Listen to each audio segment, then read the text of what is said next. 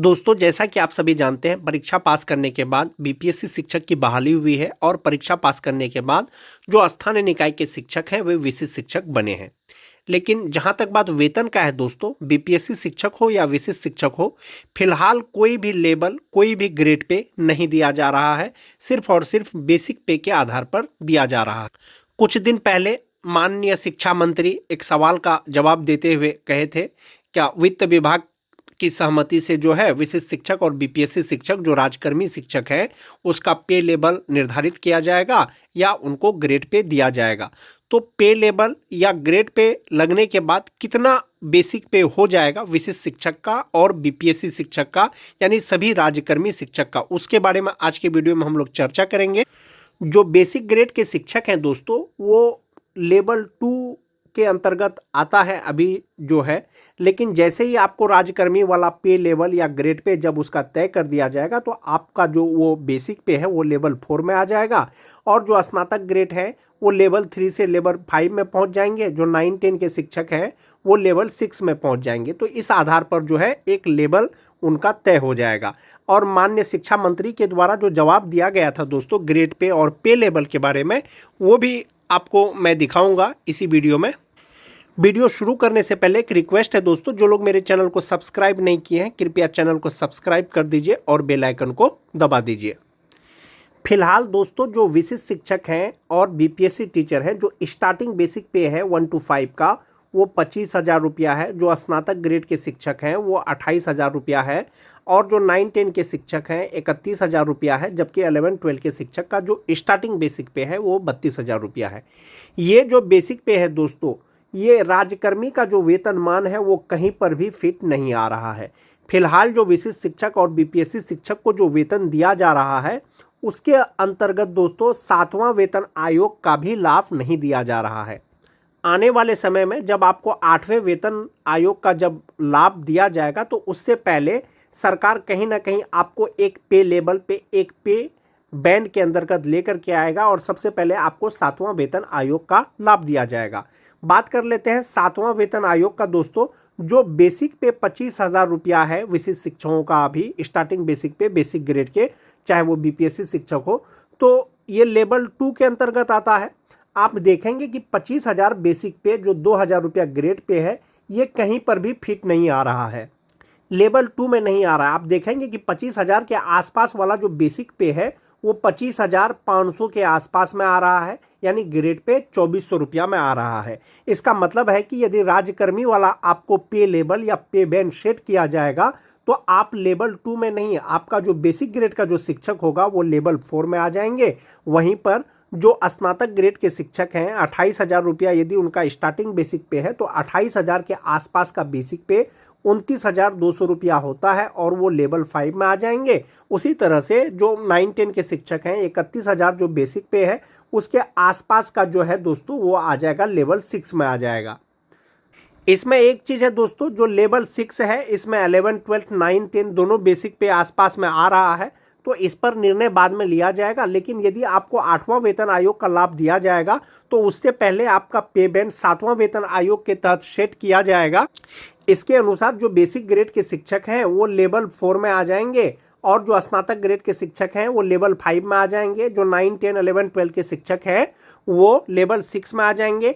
Primary यानी basic grade के जो शिक्षक हैं उनका बेसिक पे ग्रेड पे 2,400 रुपया हो जाएगा। जो स्नातक ग्रेड के शिक्षक हैं उनका 2,800 रुपया हो जाएगा। 9-10 के जो शिक्षक हैं उसका 4,200 रुपया हो जाएगा। फिलहाल आपको जो विशिष्ट शिक्षक और बीपीएससी शिक्षक हैं उनको 8वां वेतन आयोग के तहत उनको लाभ नहीं दिया जा रहा है। जब आपको 8वां वेतन आयोग का लाभ दिया जाएगा तो आपके बेसिक पे को किसी न किसी पे बैंड पर सेट किया जाएगा। ये तो 7वां वेतन आयोग के तहत हो गया दोस्तों कि स्टार्टिंग जो बेसिक पे आपका 25,000 रुपया है बेसिक ग्रेड का, इसमें आपका 25,500 रुपया से शुरू होगा। और आपको जो बेसिक पे, जैसे बहुत से विशिष्ट शिक्षक ऐसे हैं जिनका बेसिक पे 31,670 रुपया है, तो आप देखेंगे कि 31,670 रुपया कहाँ फिट बैठेगा उनका, तो 31,670 रुपया इंडेक्स 9 में 32,300 पे फिट बैठेगा यदि 7वां वेतन आयोग का लाभ दिया जाएगा तब। इसी तरह से सभी शिक्षकों का दोस्तों इस पे सेट किया जाएगा और एक तरह से पे लेवल और ग्रेड पे निर्धारित किया जाएगा। जब 7वां वेतन आयोग का आपको लाभ दे दिया जाएगा और 8वां वेतन आयोग का जब लाभ दिया जाएगा आपको, तो आपका वेतन कितना हो जाएगा। ये 8वां वेतन आयोग का दोस्तों पे मैट्रिक्स लेवल है। यदि आपका जो फिटमेंट फैक्टर है 1.92 पे इसको सेट किया गया है। 8वां वेतन आयोग का लाभ देने से पहले आपका 7वां वेतन आयोग का लाभ दिया जाएगा 7th पे कमीशन का, जो स्टार्टिंग बेसिक पे है दोस्तों 25,500 रुपया। सपोज कीजिए कोई विशिष्ट शिक्षक अभी बने हैं या बीपीएससी शिक्षक बने हैं जिनका बेसिक पे 25,000 से स्टार्टिंग है। यदि सरकार उसको 8वां वेतन आयोग का लाभ देगा तो उसका स्टार्टिंग बेसिक पे 25,500 रुपया हो जाएगा। और 25,500 जो बेसिक पे होगा दोस्तों, जो टोटल सैलरी होता है, ये 25,500 को 1.92 फिटमेंट फैक्टर मानते हुए मल्टीप्लाई किया जाएगा और जो टोटल सैलरी होगा वही सैलरी बनेगा। और आपका इसके बाद जो डीए होगा वो 2 से 4% रहने की संभावना है। मेडिकल आपको मिलेगा, उसी के आधार पर आपका जो है पे मैट्रिक्स सेट किया जाएगा, आपको वेतन मिलेगा। आपको 8वां वेतन आयोग का लाभ देने से पहले आपको किसी ना किसी पे बैंड पे लेके आएगा, पे लेवल पे लेके आएगा। ध्यान रहे दोस्तों, जो अभी आपको बेसिक पे मिल रहा है 25,000, 28,000, 31,000, 32,000, अलग अलग कैटेगरी के शिक्षकों को, चाहे वो विशिष्ट शिक्षक हो या बीपीएससी शिक्षक हो, वो किसी भी पे लेवल के अंतर्गत नहीं आता है, किसी भी पे बैंड के अंतर्गत नहीं आता है। यदि 8वां वेतन आयोग का लाभ अगर आपको मिलेगा दोस्तों, तो आपको किसी ना किसी पे बैंड पे सेट किया जाएगा। ये तो हो गया दोस्तों 7th पे कमीशन और 8th पे कमीशन। माननीय शिक्षा मंत्री के द्वारा जो ग्रेड पे है या पे लेवल है, उसके लिए क्या जवाब दिया गया था विधानसभा में, एक बारी उसको देखेंगे दोस्तों। अपनी सूचना अध्यक्ष महोदय, राज्य के सरकारी विभागों में राज्य कर्मियों को अपने पद के अनुसार उसे 7वें वेतन आयोग के तहत मूल वेतन के साथ ग्रेड पे दिया जा रहा है और लेवल भी निर्धारित है। जबकि बीपीएससी टीआर1, बीपीएससी पीआर2, बीपीएससी टीआर3 द्वारा चयनित अध्यापक एवं सक्षमता पास विशिष्ट शिक्षकों को का ना ही ग्रेड पे निर्धारित किया गया है और ना ही लेवल तय किया गया है। सिर्फ नियोजन के तहत वर्ग 1 से 5 के अध्यापकों को एवं विशिष्ट शिक्षकों को 25,000, वर्ग 6 से 8 के अध्यापक को 28,000, वर्ग 9 से 10 के अध्यापक एवं विशिष्ट शिक्षकों को 31,000, वर्ग 11 से 12 के अध्यापक एवं विशिष्ट शिक्षकों को 32,000 रुपया मूल वेतन दिया जा रहा है, जो 7वें वेतन आयोग से बिल्कुल अलग है, जिसके कारण भविष्य में अध्यापक एवं विशिष्ट अध्यापकों को 8वें वेतन आयोग के लाभ से वंचित रहना पड़ सकता है, जबकि उक्त शिक्षकों को भी राज्य कर्मी का दर्जा प्राप्त है। अतः उक्त शिक्षकों के हित में पद के अनुसार शिक्षकों को ग्रेड पे तथा लेवल निर्धारित करने हेतु हम सदन के माध्यम से सरकार का ध्यान आकृष्ट कराते हैं। माननीय मंत्री शिक्षा विभाग।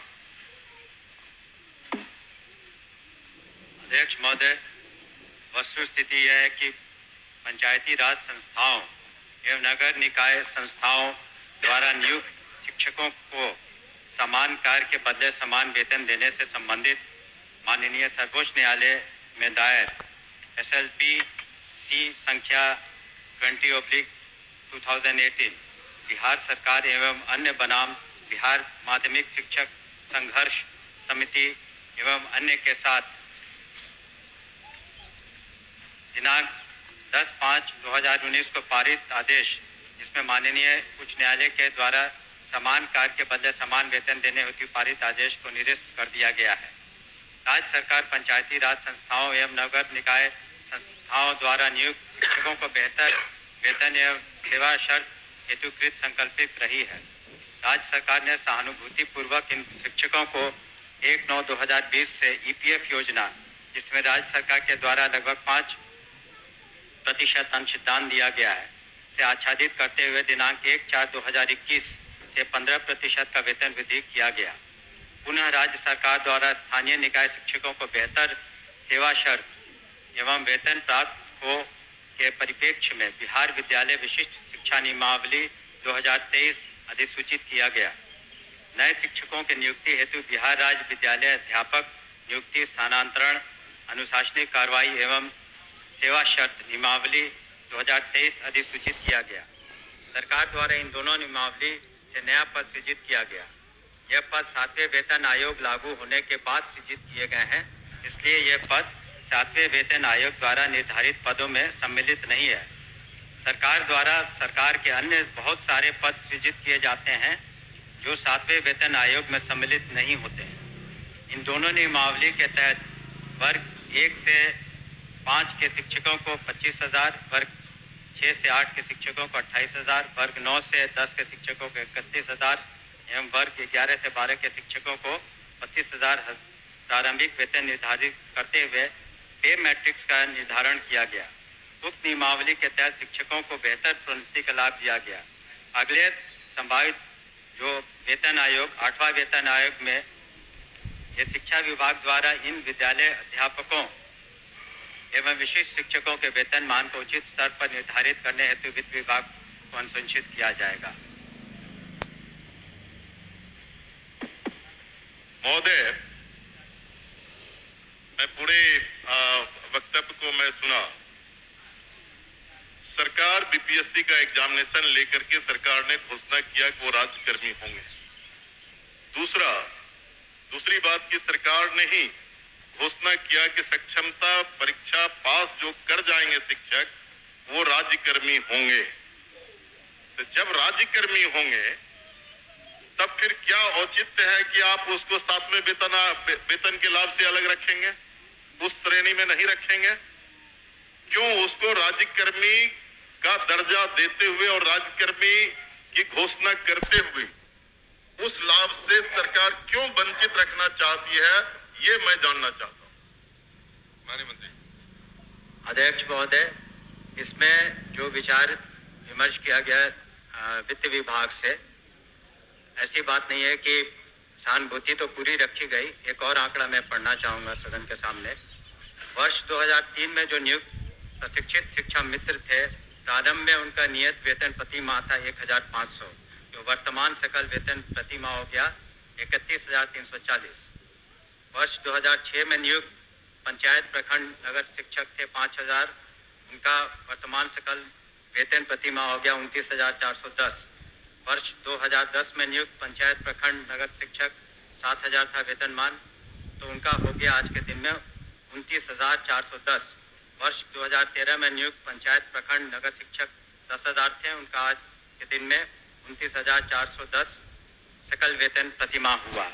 ये वित्त विभाग की सोच थी कि इनका 7वें वेतन आयोग से आच्छादित नहीं होंगे और इनके लिए अलग से उन्होंने एक पे मैट्रिक्स बनाई।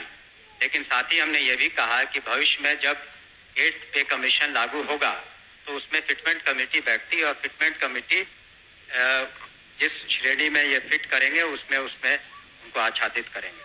धन्यवाद। महोदय,